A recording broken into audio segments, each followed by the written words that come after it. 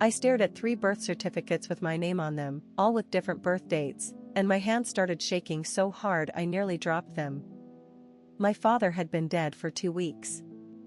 Mom was still a wreck, barely getting out of bed, so I'd volunteered to handle his estate. Dad was always secretive about his business dealings, kept everything locked away in that massive safe in his home office. It took me 3 days to find the combination, hidden inside his old Bible, of all places. I expected financial documents. Maybe some cash. What I found instead made my entire world crumble. The first birth certificate showed my birth date as March 15, 1985. That's what I'd always known. But the second one said June 22, 1987. The third claimed I was born November 8, 1983. Same parents listed, Robert and Helen Morrison. Same hospital. But 3 completely different years.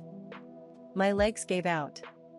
I collapsed into Dad's leather chair, these papers scattered across his desk like pieces of a puzzle I couldn't solve. Why would anyone need 3 birth certificates for the same person? My mind raced through possibilities, each one more terrifying than the last. That's when I found the manila folder underneath. Social security cards. 3 of them. All with my name, all with different numbers. My heart pounded so hard I could hear it echoing in the silent room. I called my best friend Sarah, my voice barely a whisper. "Something's really wrong. Can you come over?" She arrived 20 minutes later, took one look at the documents spread across the desk, and went pale. "Emma, this looks like identity fraud. Multiple identities. But why would my dad need multiple identities for me?" I couldn't wrap my head around it. I'm nobody special. I work at a marketing firm. I pay my taxes. I've never even gotten a speeding ticket. Sarah picked up one of the birth certificates, examining it closely. "These look real. Professional quality. This isn't some amateur operation. We spent hours going through every document in that safe. Bank accounts I'd never heard of. Investment portfolios worth hundreds of thousands of dollars. All under different variations of my identity. Different birth dates, different social security numbers, but always the same name, Emma Morrison. The worst part? Mom had to know. Her signature was on every single birth certificate. I confronted her that evening. She was in the kitchen, mechanically washing the same plate over and over, lost in her grief.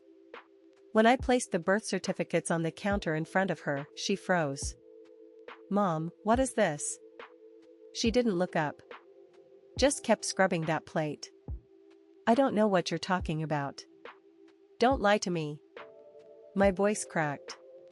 "Your signature is right there. You signed all 3 of these."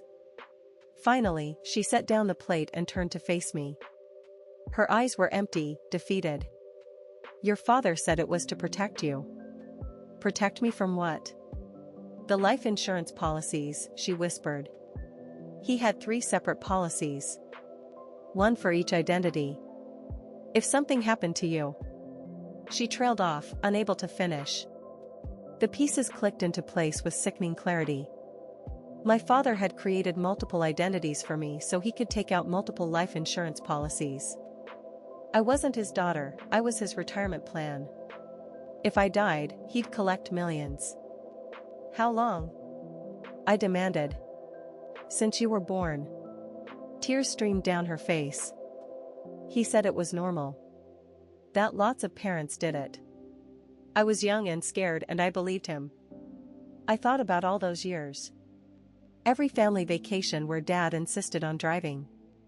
Every time he encouraged me to try extreme sports, go skydiving, take that solo backpacking trip through Europe.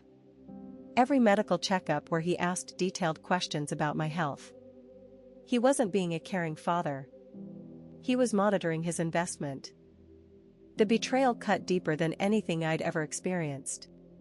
This man who raised me, who taught me to ride a bike, who walked me down the aisle at my wedding, he'd been calculating my worth in dollar signs my entire life.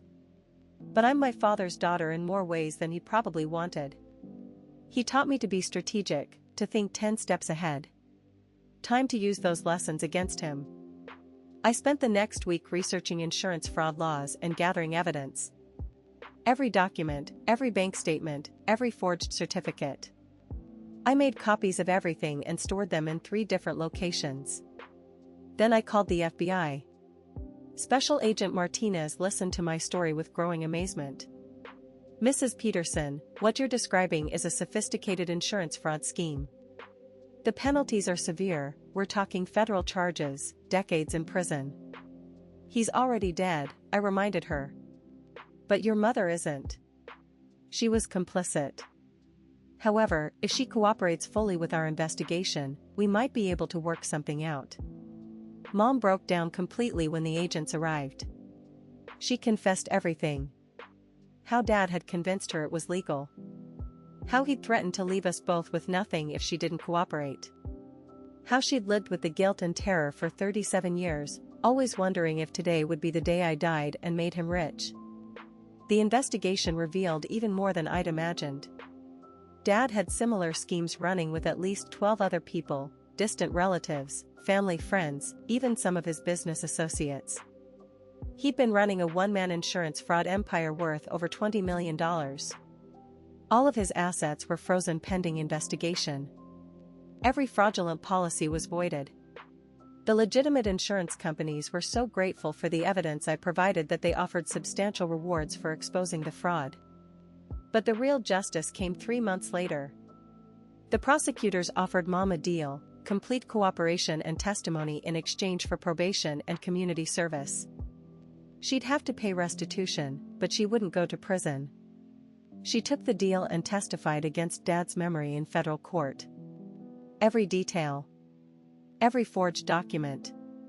Every conversation where he'd plotted my potential death like a business transaction. The judge called it one of the most disturbing cases of insurance fraud she'd ever seen. Even though Dad was beyond the reach of earthly justice, his reputation was destroyed. Every newspaper in the state ran the story.